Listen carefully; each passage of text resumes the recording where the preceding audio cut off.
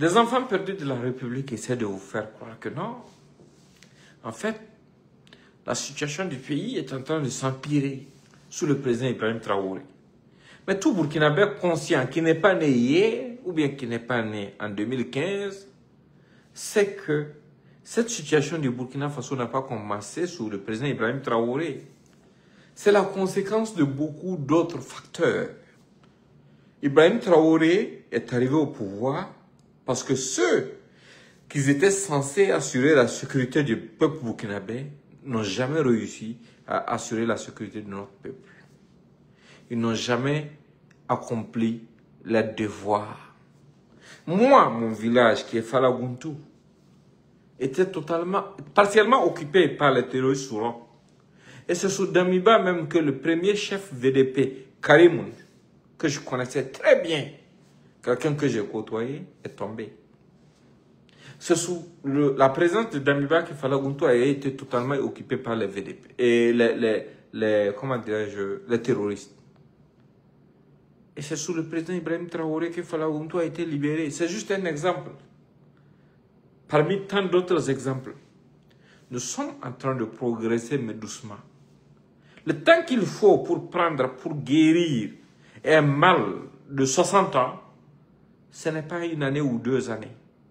Et les enfants perdus de la République, en collaboration avec les perfides de la presse france-africaine, sortent quotidiennement pour vous dire que le président Traoré, quand il est arrivé au pouvoir, il avait promis de libérer le pays en 6 mois. Il n'a jamais dit ça. Il a juste dit, dans son intervention, qu'en 6 mois, on pouvait faire beaucoup de choses qui n'ont pas été faites en 8 mois sous Damiba. Et il l'a prouvé. Parce qu'en 6 mois, ce que Ibrahim Traoré a pu réaliser comme investissement concret pour le réarmement de notre armée, là, ça n'a pas pu être réalisé même pendant les années de Roch. Roch a fait combien d'années? Il a fait 7 ans. En 7 ans, Roch n'avait pas pu faire ça. À part commander des hélicoptères civils pour l'armée et autres, qu'est-ce qu'ils avaient pu réaliser? Absolument rien. N'en parlons pas de ce farfelu de Damiba qui a fait seulement 8 mois. Rien, absolument rien n'avait changé dans notre pays. Nous sommes dans des nations où des gens ont travaillé pour affaiblir nos armées. Des gens ont disloqué nos armées. Des gens ont travaillé de différentes façons à essayer de nous faire oublier l'essentiel de notre lutte. Mais aujourd'hui, nous avons des fils dignes de notre nation qui ont compris qu'il faut faire ce qu'il faut faire. Mais quand il faut réarmer l'armée, quand il faut refaire notre armée qui avait été déséquilibrée, désorientée, qui avait été détruite par des forces antérieures, vous pensez que ça va prendre une journée ou 2 jours? Non, ça va prendre du temps. Mais est-ce que pendant que nous sommes en temps de guerre, nous allons attendre de finir de reconstituer notre armée avant d'aller combattre les ennemis? Non, on va continuer le combat pendant qu'on fait la chose. Et on ne va pas forcément venir dire publiquement, voilà ce qui est en train d'être fait, en quoi ça sert la lutte contre le terrorisme, en quoi le fait de faire des routes engoudronnées dans tout le pays, ça sert la lutte contre le terrorisme. Non, on ne va jamais venir le dire à quelqu'un. Mais ceux qui ont l'intelligence qu'il faut avoir le savent. Ils le savent, ils le comprennent très bien. Ils savent que la lutte que nous sommes en train de mener actuellement là, c'est une lutte de survie. Vous êtes 2000, partagez. Si des gens peuvent aller dormir au fond, mourir pour vous, vous pouvez aussi partager. C'est le minimum. C'est le strict minimum. Parce que comme je vous l'ai répété à maintes reprises, la communication est une arme essentielle dans ce que nous sommes en train de traverser. Et personne, absolument personne ne va faire cette guerre à notre place. Absolument personne. C'est la nôtre à nous. Et le monde entier a fait preuve d'indifférence vis-à-vis de la souffrance de nos populations. Qu'est-ce que la presse de propagande de la France et d'autres nations fait si ce n'est pas rapporter ce que les terroristes ont pu accomplir comme dégâts? Absolument rien d'autre. Donc c'est à vous de partager au maximum pour que le nôtre puisse comprendre le message afin qu'on puisse rester éveillé. Les gens ont misé sur un chaos précipité de notre nation, ou bien disons de nos nations du Sahel. Les gens ont beaucoup misé sur ça. Parce que les gens nous ont considérés comme étant des sous-hommes qui n'étaient pas capables de s'associer, de s'unir et de se comprendre pour lutter pour leur survie. Les gens ont sous-estimé le capitaine Ibrahim Traoré. Ils ont sous-estimé les MPSR 2. Ils ont sous-estimé le commandant Oumarou Yabré. Ils ont sous-estimé le capitaine Azari Assorgo. Ils ont sous-estimé les lieutenants à l'époque comme, comment il s'appelle, Cabré, comme Pagmogda.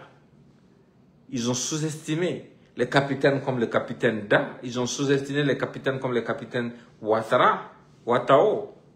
Ils ont sous-estimé des capitaines comme celui qui a Dori.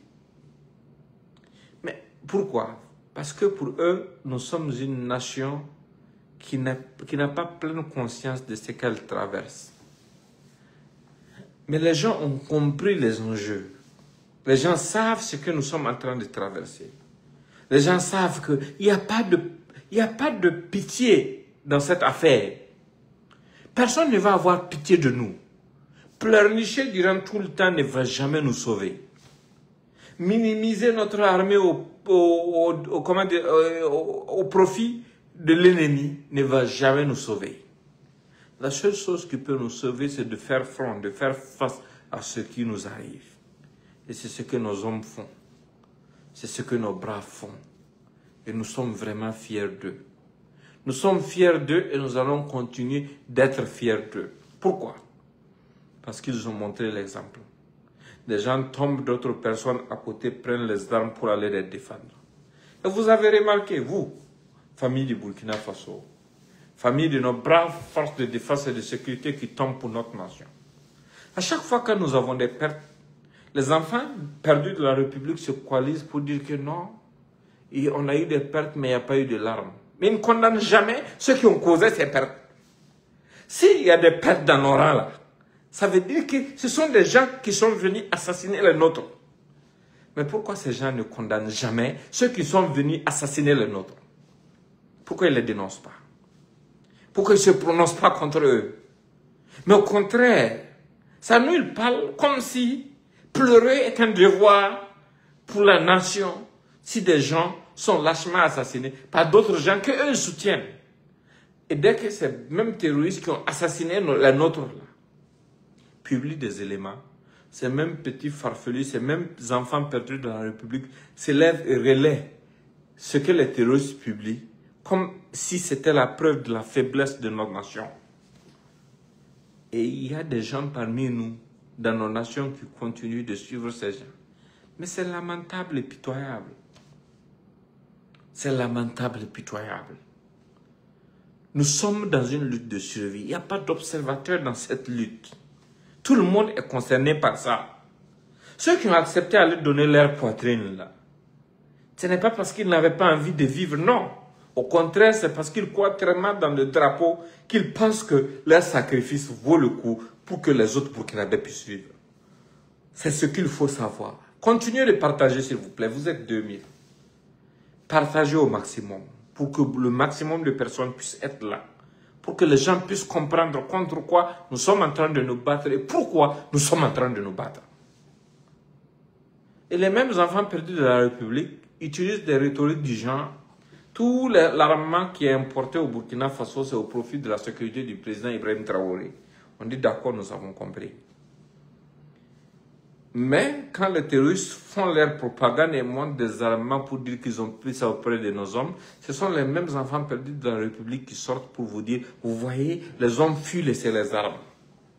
Et c'est l'armée qui arme les terroristes. C'est ce qu'ils sortent vous dire. Ça ne vous montre pas leur camp. Des gens qui ne vont jamais reconnaître la bravoure de nous, nos hommes. La bravoure de ceux qui sont allés donner leur sang pour notre nation, pour notre peuple, pour notre survie. Des gens qui ne vont jamais reconnaître une victoire de l'armée, de nos armées, qui vont se lever pour vous dire: non, en fait, ce qui se passe est que tel nombre de personnes sont tombées. Mais toute personne qui tombe dans cette guerre a une histoire. Avant de tomber là, la personne a fait tomber combien d'ennemis? C'est ça la vraie question. Parlez-nous de ça. Parce que nous savons qu'en temps de guerre, les gens meurent. On accepte que les gens meurent. Et ceux qui ont accepté de prendre les armes sont prêts à aller mourir pour le pays. C'est pour ça que les gens, avant de sortir de leur maison, embrassent leurs enfants pour la dernière fois. Certaines personnes, comme les unités des forces spéciales, n'ont même pas cette occasion.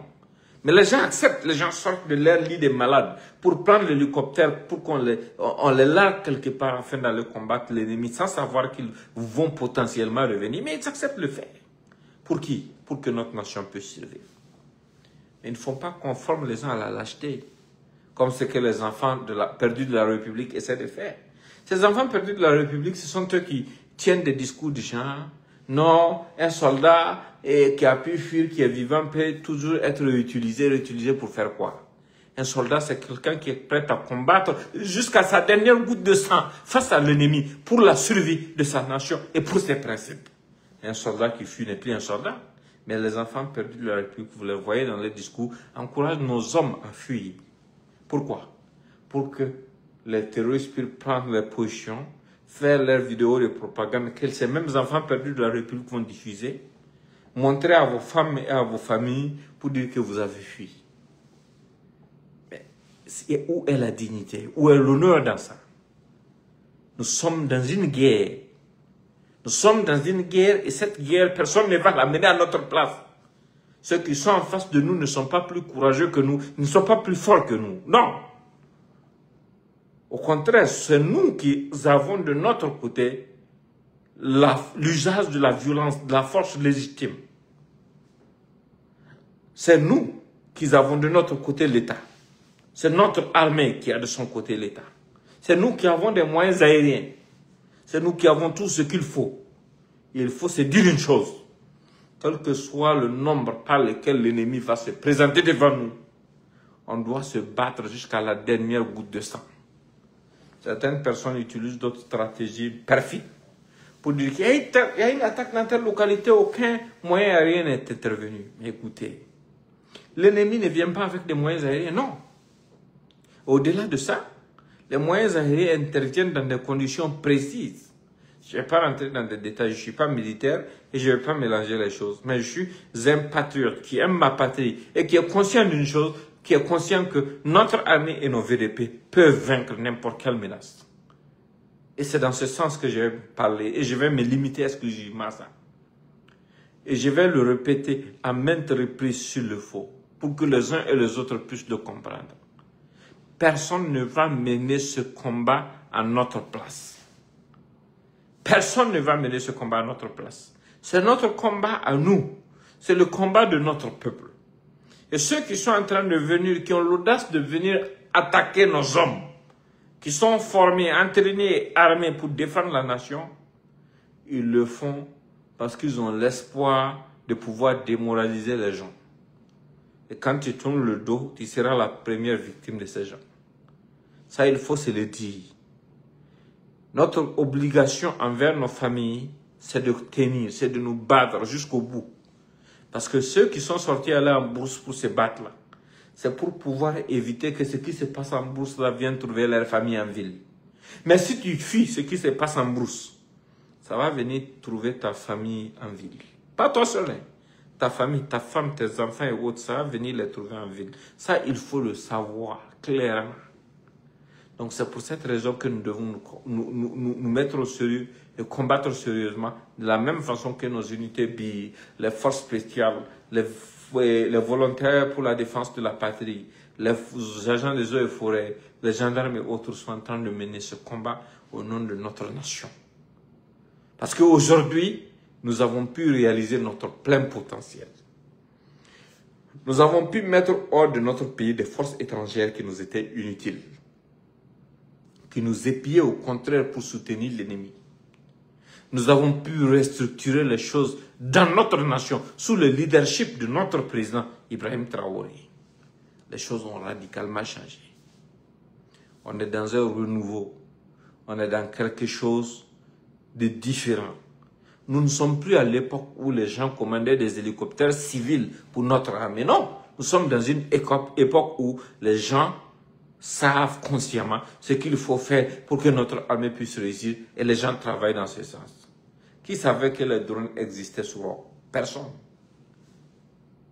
Alors que c'était à cette époque, à cette période, que cette guerre avait commencé.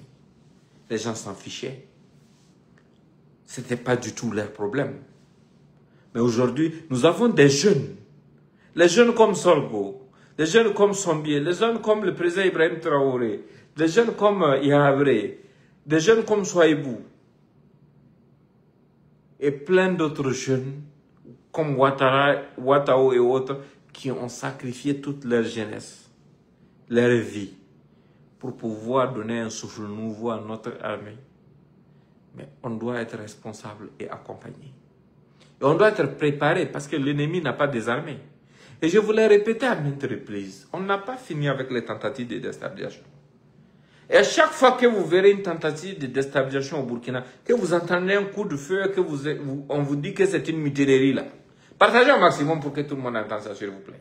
Vous êtes 2000, vous pouvez le faire.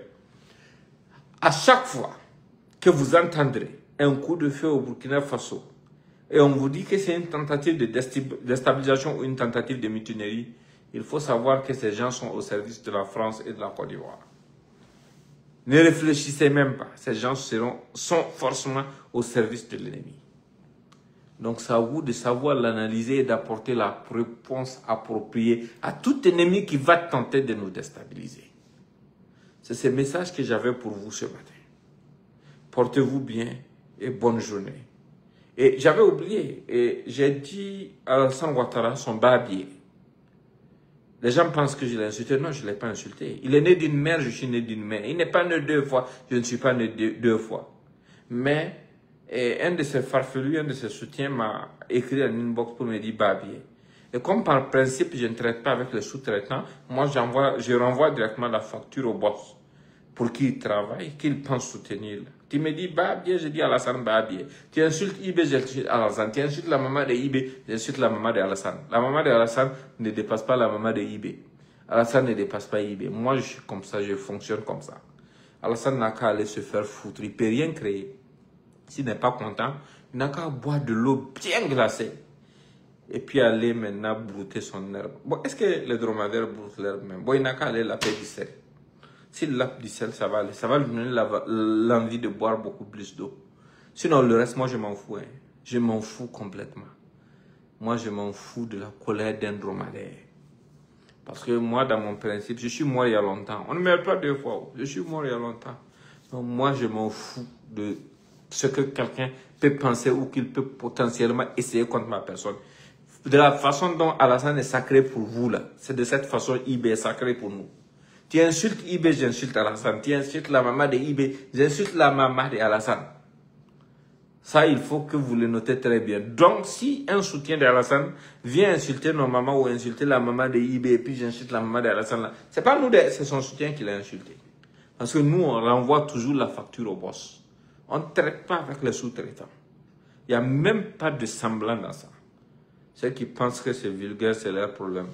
Quelqu'un m'insulte en inbox, j'ai dit Alassane aussi son barbier. Alassane ton barbier. Voilà, portez-vous bien, bonne journée. Partagez au maximum.